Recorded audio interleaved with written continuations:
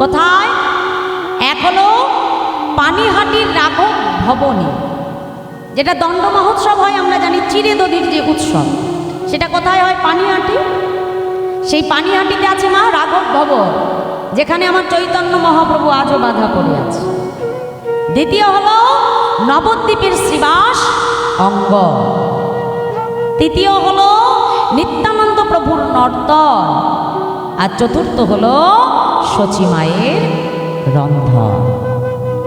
ভগবানের জন্য যখনই ভোগ রন্ধন করতে হবে, আগে আমার শচীমাকে স্মরণ করে নিতে হবে। যুগে যুগে আজ আমার মহাপ্রভু এই চারি স্থানে বাধা পড়ে আছে। ভগবানকে পেতে গেলে মা ধন ঐশ্বর্য লাগে না মা। ভগবানকে ঐশ্বর্য দ্বারা পাওয়া যায় না। কত জমিদার, কত মহারাজের সন্তান, তারা সমস্ত ঐশ্বর্যকে পরিত্যাগ করে, সর্বস্ব ত্যাগ করে আমার মহাপ্রভুর রাতুল চরণে শরণ নিয়েছে। যে সরগোস্বামীর কথা আমরা জানি আসতে, সেই সরগোস্বামীর মধ্যে একজন গোস্বামী যার নাম হলো সনাতন গোস্বামী, একজন হলেন রঘুনাথ দাস গোস্বামী। জয়রূপ সনাতন ভট্ট রঘুনাথ, শ্রীজীব গোপাল ভট্ট দাস রঘুনাথ। এই রঘুনাথ তিনি কিন্তু মস্ত বড় জমিদারের ঘরের সন্তান ছিলেন, যার পিতার তখনকার দিনে বার্ষিক আয় ছিল 50 লক্ষ টাকা। আজ থেকে কত বছর পূর্বের কথা মা, তাহলে কত বড় ধনী পরিবারের সন্তান তিনি। এই রঘুনাথের পিতার নাম হলো গোবর্ধন দাস। তা এই রঘুনাথ দাসের মা ছোটবেলা থেকেই মা যেখানে হরি কথা হয়, যেখানে কৃষ্ণ কথা হয়, ওই ছোট্ট সন্তানকে কোলের মধ্যে নিয়ে হরিবাসরে এসে হরিকথা আস্বাদন করে। এখন আমাদের মনে একটা প্রশ্ন জাগতেই পারে যে আমরা যে ছোট্ট ছোট্ট শিশুকে নিয়ে আসি মা, তারা হরিনামের কি বোঝে? তাই তো আমরা যে তাদেরকে আনি ছোট্ট ছোট্ট শিশুকে কোলে করে, তাহলে তারা হরিনামের কি বোঝে? বোঝার দরকার নাই তো। হরিনামের একটা দাহিকা শক্তি আছে। যেমন আগুনে হাত দিলে সে তুমি বুঝেই দাও আর না বুঝেই দাও, আগুন তো হাত তোমার পুড়িয়ে দেবে মা। তেমন এই হরিনামেরও এমন এক দাহিকা শক্তি, এমনই ক্ষমতা আছে মা, যে হরিনাম আস্বাদন করতে করতে আস্তে আস্তে মানুষের হৃদয়ের পরিবর্তন হতে শুরু করে। অভ্যাস করতে হবে, অভ্যাস না থাকলে সেটা সম্ভব নয়, তাই না? তাই রঘুনাথ দাসকে কোলের ভেতরে নিয়ে তার মা যখন হরিবাসরে আসে, ওই ছোট্ট রঘুনাথ ছোটবেলা থেকে দেখে যে প্রত্যেকটা ভক্ত এমন একজন মানুষের রূপের কথা, গুণের কথা আস্বাদন করে, যে কথা শ্রবণ করে সকল ভক্ত তারা হা গৌর গৌর বলে কাঁদে। শিশুকাল হতে হরিকথা আস্বাদন করতে করতে যখন রঘুনাথ বড় হয়ে গেল, রঘুনাথের মনে এবার আশা জাগলো যে আমি শিশুকাল থেকে যে মানুষের রূপের কথা, গুণের কথা সাধন করেছি, আমার মনে বড় বাসনা, আমি একবার সেই মানুষটিকে দর্শন করব। এখন তাকে দর্শন করবার জন্য মা আকুল হয়ে উঠল রঘুনাথ। এই যে তার এত জমিদারি, এত সম্পদ, এত টাকা পয়সা, বিষয় কোনো কিছুর দিকে তার কোনো লক্ষ্য নাই। হরিকথা আস্বাদন করবে বলে, মহাপ্রভুকে দর্শন করবে বলে সর্বস্ব পরিত্যাগ করে দিয়ে রঘুনাথ বারবার মহাপ্রভুর কাছে ছুটে যায় না, মহাপ্রভুকে একবারে দেখবে বলে। পিতা গোবর্ধন দাস মনে মনে চিন্তা করতে লাগলো যে এমন করে যদি দিনের পর দিন চলতে থাকে, তাহলে আমার সন্তান ওই পথে পাগল হয়ে যাবে। এমন করে চলতে দেওয়া যায় না। আমাদের একমাত্র পুত্র রঘুনাথ, সে যদি এমন করে এই পথের পাগল হয়ে যায়, তাহলে আমার এই জমিদারি রক্ষা করবে কে? আমার এত বিষয় সম্পদ রক্ষা করবে কে যদি আমার রঘুনাথ এই পথে চলে যায়? মা যতজন গুণীমানী ব্যক্তি ছিল তাদেরকে রাজসভায় ডাকা হলো। ডেকে রঘুনাথ দাসের পিতা গোবর্ধন দাস এবার তাদের কাছে বিধান চাইছি। বলুন বাবা, আমার একমাত্র পুত্র রঘুনাথ ছোটবেলা থেকে এমন এক মানুষের রূপের কথা, গুণের কথা শুনেছে, যাকে দেখবার জন্য আমার রঘুনাথ পাগল হয়েছে। এখন আপনি বলে দেন, আমার সন্তান যদি সর্বস্ব ছেড়ে চলে যায়, আমার এই জমিদারি কে রক্ষা করবে? বলো, আমার সন্তানকে আমি কেমন করে এই সংসার মাঝে বাঁধতে পারবো? সকলে তাকে পরামর্শ দিলে, একটা কাজ করো গোবর্ধন, তুমি যত তাড়াতাড়ি পারো তোমার পুত্রকে তুমি বিবাহ দাও। বিবাহ দেওয়ার ফলে তার স্ত্রী এসে তাকে সংসার বন্ধনে যখনই আবদ্ধ করে দেবে, আর এই সংসার থেকে সে বাহির হতে পারবে না। এখন মা উপযুক্ত পাত্রী খুঁজে খুঁজে মিলেও গেল, না সরোজ। ধুমধাম করে বিবাহ সম্পূর্ণ করে দেওয়া হলো রঘুনাথের মা। কিন্তু একবার যে গৌর চরণে মন নিবেদন করে দিয়েছিল, এই সংসার মায়াকে তাকে বাঁধতে পারে গো। বিবাহের পরের দিন কাল রাত্রি শ্বশুর মশাই এসে বৌমার হাতে করজোড়ে বলছে, বৌমা তুমি দয়া করে আমার সন্তানকে সংসার বাঁধনে তুমি আবদ্ধ করো মা। তুমি দেখো আমার সন্তান সে যেন তোমার ভালোবাসায় এই সংসারে বাধা পড়ে যায়, ওকে তুমি যেতে দিও না বৌমা। বাবা আমি চেষ্টা করব বাবা। পরের দিন ফুলসজ্জার রাত, মা নববধূ সরজু নিজেকে সুন্দর করে সাজিয়ে বসে আছে, স্বামী কখন আসবে। অধিক রাত্রে রঘুনাথ দাস ঘরে প্রবেশ করল। মা প্রবেশ করে সরজুর কাছে এসে বসলো। সরজু, আজ তোমার কাছে আমার 3টে প্রশ্ন আছে সরজু। রঘুনাথ দাস কাঁদছেন না। স্বামী আপনি কাঁদছেন কেন? আপনি কি এই বিবাহে সুখী হননি? আপনি কি আমাকে বিবাহ করে সুখী নও? বলুন আপনি কেন কাঁদছেন? কেন কাঁদছে সেটা পরে বলবো সরজু। আগে আমার 3টে প্রশ্নের উত্তর দিতে পারো সরজু? বলো তো, তোমার সঙ্গে যখন আমার বিবাহ হয়েছে, তাহলে তুমি এই বাড়ির কে হও? স্বামী, আমি গুরুজনার মুখে শুনেছি, যে ঘরে তার বিবাহ হয় সে হয় সেই গৃহের কুলবধূ। বাহ, ঠিক বলেছে সরজু। তাহলে তোমার সঙ্গে যখন আমার বিবাহ হয়েছে সরজু, তাহলে আমার তুমি কে হও? স্বামী, যার সাথে তার বিবাহ হয় সে হয় তার স্বামীর সহধর্মী। এটাও ঠিক বলেছে। আচ্ছা বলো না সরজু, এ জগতে একজন প্রকৃত সহধর্মিনীর কাজ কি? স্বামী, আমি গুরুমুখে এটাও শুনেছি, এ জগতে একজন সহধর্মিনীর প্রকৃত কাজ হলো স্বামীর ধর্মপথে তাকে সহায়তা করা। সরজু, এটাও তুমি ঠিক বলেছ সরজু। আমি কাঁদছি কেন জানো সরজু? ছোটবেলা থেকে আমি একজন এমন মানুষের রূপের কথা, গুণের কথা শ্রবণ করেছি,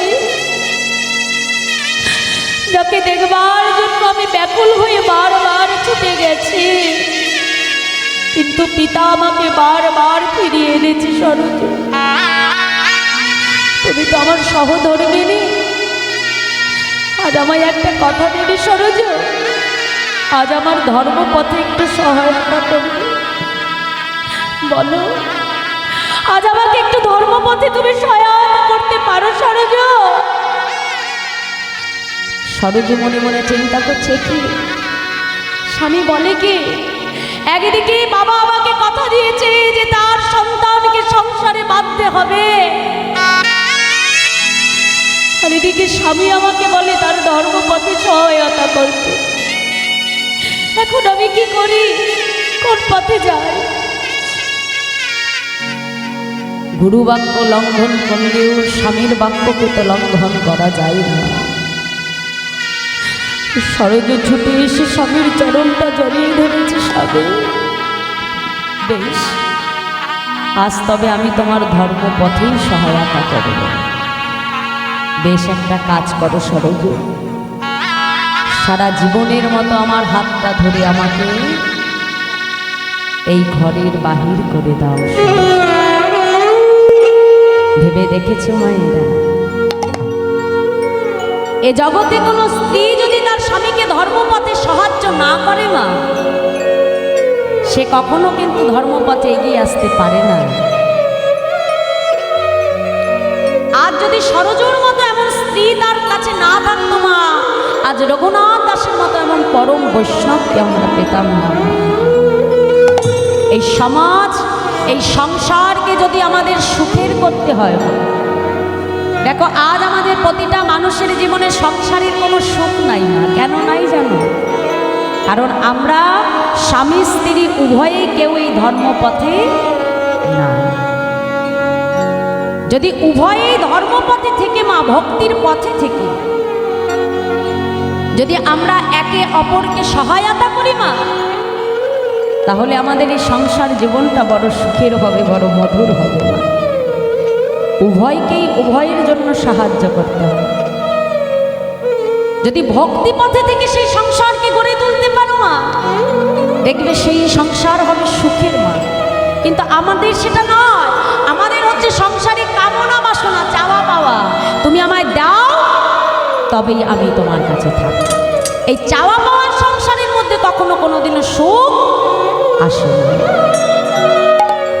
আজ সরজ কি করলো? স্বামীর হাতটা ধরে জনমের মতো ঘরে বাহির করে দিল। এই রঘুনাথ দাস গোস্বামী মা এত ঐশ্বর্য পরিত্যাগ করে তিনি মহাপ্রভুর চরণকে আশ্রয় করে নিয়েছে। তাই মাগো, ঐশ্বর্য দ্বারা কখনো ভগবান প্রাপ্তি হয় না মা। ভগবানকে পেতে গেলে ভক্তির প্রয়োজন। তাহলে ভগবান থাকে কোথায় মা? ভগবান নিজেই বলছেন, আরো আমি বৈকুণ্ঠেও থাকি না, আমি যোগীমুনির হৃদয়েও থাকি না। আমি থাকি কোথায় না, মদ ভক্ত যত্র গায়ন্তী, যেখানে আমার ভক্ত সদা সর্বদা আমার গুণাদিগুণ কীর্তন করে। আমি আমার সেই ভক্তের হৃদয় মন্দিরে সদা সর্বদা বিরাজ করিনি। তাই গৌর হরি বল হরি। দেখো মা, ভগবানকে পাওয়াটা কিন্তু অতীব সোজা। ভগবানকে পেতে গেলে অন্য কিছুও লাগে না মা। ভগবানের কৃপাটাও কিন্তু সবার প্রতি সমান। ভগবান কৃপা সবাইকেই করে, সমানভাবে করে মা, কিন্তু আমরা সেটা নিতে পারি। দেখো সকালবেলায় যখন সূর্য উদয় হয় মা, সূর্যের আলোটা আমার ঘরের দ্বার পর্যন্ত পৌঁছে যায়। তাহলে আমি যদি আমার ঘরের দরজাটা বন্ধ করে রাখি, জানালাগুলো বন্ধ করে রাখি, তাহলে আলো কি ভেতরে প্রবেশ করতে পারবে মা? তাহলে সেখানে কি আলোর দোষ? আমি যদি না খুলি তাহলে সেটা তো আমার দোষ, আলোর তো কোনো দোষ নাই মা। তো ভগবানের কৃপাটাও সবার প্রতি সমান, কিন্তু আমি যদি নিতে জানি তবে আমার প্রতি কৃপা বর্ষিত হবে, তাই তো? কিন্তু আমি যদি ওই দরজা জানলা বন্ধ করে রেখে দিই, এই মনের হৃদয় কপাটটা যদি আমার সারা জীবন ওই নোংরা আবর্জনা দ্বারা বন্ধ হয়ে থাকে মা, কামনা বাসনার ময়লা দ্বারা যদি বন্ধ হয়ে থাকে, তাহলে সেখানে কখনো ভগবানের কৃপা পৌঁছানোই সম্ভব না। তাহলে এই হৃদয় কপাটকে যদি উন্মুক্ত করতে হয় মা, তাহলে আমাদের উপায় সদ্গুরু চরণকে আশ্রয় করি, সাধু সঙ্গ করা। সাধু সঙ্গ করতে হবে। কথাই বলছে সাধু সঙ্গ সর্বশাস্ত্রে কয়, আর লবমাত্র সাধু সঙ্গে জীবের সর্বসুখ। ভগবান বলে যে আমার কৃপা আমি তাকে বেশি করব যে জন আগে সাধুগুরু বৈষ্ণবের কৃপা লাভ করবে। ভক্তের কৃপা যদি আগে পাওয়া যায় মা, ভক্ত কৃপা যদি একবার তোমার পেয়ে যাও তুমি, তাহলে ভগবান এমনি তোমাকে কৃপা দেবে। তো এই যে আমার মহাপ্রভু আজও শ্রীবাস অঙ্গন মাঝে বাধা পড়ে আছে মা, এমনি এমনি নয়। কেন বাধা পড়ে আছে না, এই যে শ্রীবাস প্রভুর ভক্তির দ্বারা সেই নবদ্বীপের শ্রীবাস অঙ্গনে আজ আমার মহাপ্রভু বাধা পড়েছে। আজ আমার মহাপ্রভু সেই শ্রীবাস পণ্ডিতের ভক্তির দ্বারায় আজও শ্রীবাস অঙ্গনে প্রভু আমার বাধা পড়ে আছে। তাই বলছে শ্রীবাস অঙ্গনে আমার শ্রী গৌরঙ্গ রায়, বলরাম আবেশে প্রভু আমার নাচিয়া বেড়ায়। তাই গৌর হরি আমার শ্রীবাস অঙ্গনে নৃত্য করতে করতে একে একে গৌর হরি এবার সবাইকে স্মরণ করতে লাগলো। কেমন ভাবে মহাজন বলছে, দেখো দেখো আজ ক্ষণে ডাকে শ্রীরামেরে,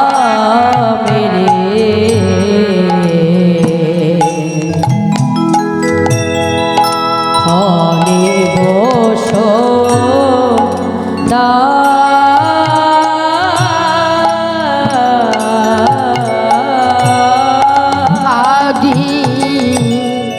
ক্ষণে ডাকি শ্রীরামেরে,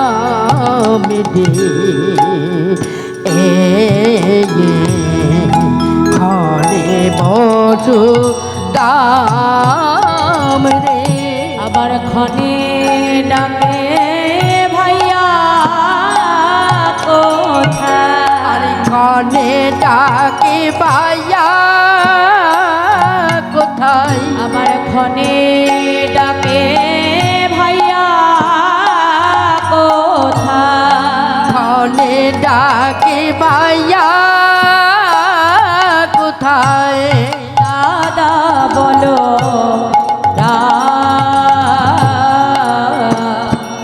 আবার ক্ষণে ডাকে ভাইয়া কোথায়, দাদা বলো আবার ক্ষণে ডাকে ভাইয়া কোথায়, ক্ষণে ডাকে ভাইয়া কোথায়, দাদা বলো ক্ষণে ডাকে ভাইয়া কোথায়, দাদা বলো বলে কোথায় দাদা বলো কোথায় দাদা বলো বলে কোথায় দাদা বলো কোথায় দাদা বলো অদর্শনে প্রাণ বাঁচে না, কোথায় দাদা বলো আজ অদর্শনে প্রাণ বাঁচে না, কোথায় দাদা বলো অদর্শনে প্রাণ বাঁচে না, কোথায় দাদা বলো আজি অদর্শনে প্রাণে বাঁচে না, কোথায় দাদা বলো ভাইয়া রে কানাইয়া বলে কোথায় দাদা বলো ভাই কানাই কানাইয়া বলে কোথায় দাদা বলো ব্রজ ভাবে বিভোর হয়ে বলে কোথায় দাদা বলো আজি ব্রজ ভাবে বিভোর হই, কোথায় দাদা বলো পুরব লীলা স্মরণ করে বলে কোথায় দাদা বলো পুরব লীলা ধারণ করে আমার গৌর হরি, পুরব লীলা ধারণ আজি আমার গৌর হরি, পুরব লীলা ধারণ আজি আমার গৌর হরি, পুরব লীলা ধারণ আজি আমার গৌর হরি, পুরব লীলা ধারণ করে বলে কোথায় দাদা বলো আবার ক্ষণে ডাকে ভাইয়া কোথায়, আর ক্ষণে ডাকে ভাইয়া আবার ক্ষণে ডাকে ভাইয়া আবার ক্ষণে ডাকে ভাইয়া কোথায়, দাদা বলো ক্ষণে ডাকে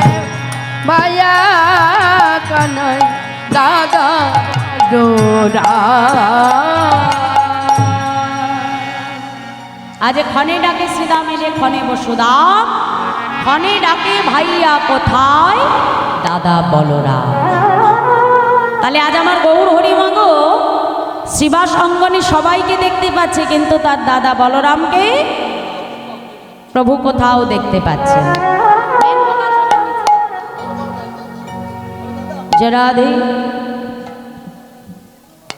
মাইকম্যান দাদা একটু এখানে আসুন।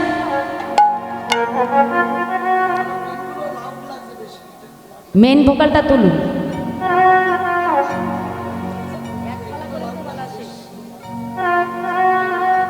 হ্যাঁ এটা তুলুন, মেনটা তুলুন মনিটরে। গাইতে কষ্ট হচ্ছে। জয় রাধে, জয় রাধে তুলুন, জয় রাধে, জয় নিতাই, জয় গো। ঠিক আছে এরম না। তাই বলছে যে ক্ষণে ডাকে শ্রীদাম এনে ক্ষণে বসুদাম, ক্ষণে ডাকে ভাইয়া কোথায় দাদা বলরাম।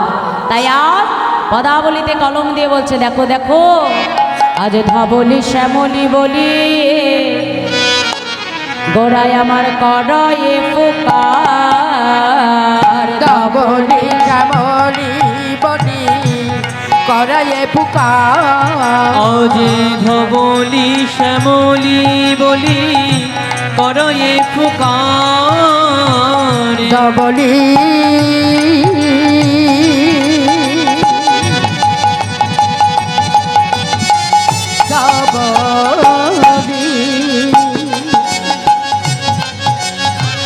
রাধে রাধে, হরি হরি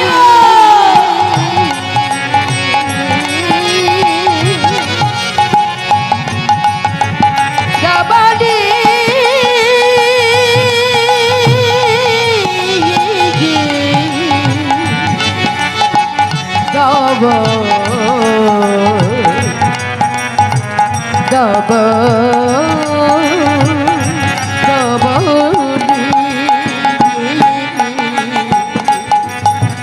ধবলি শ্যামলি বলি করয়ে পুকার। ধবলি শ্যামলি বলি করায়ে পুকার। পুলকে পুরলো তনু বহে অশ্রুধার। অজে পুলকে পুরালো তনু বহে অশ্রুধার।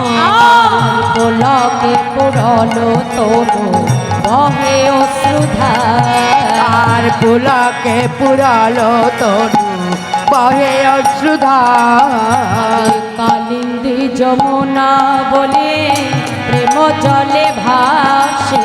আর কালিন্দী যমুনা বলে প্রেম জলে ভাসে। আজি কালিন্দী যমুনা বলে প্রেম জলে ভাসে। অজে কালিন্দী যমুনা বলি প্রেম জলে ভাসে। পরব পড়িল মনে কহে বংশীদাসে। পুরাব পড়িল মনে কহে বংশীদাস। পরব পড়িল মনে কহে বংশীদাস। অজে পুরব পড়িল মনে কহে বংশীদাস। আজি মনেতে পড়িল মনেতে পড়িল মনেতে পড়িল আজি মনেতে পড়িল যে পুরা বলিলার কথা মনেতে পড়িল। আজ পুরা বেরিলার কথা মনেতে পড়িল। যে পুরব পড়িল মনে কহে বংশীদাসে। পুরাব পড়িল মনে কহে বংশীদাস। আজি পুরব পড়িল মনে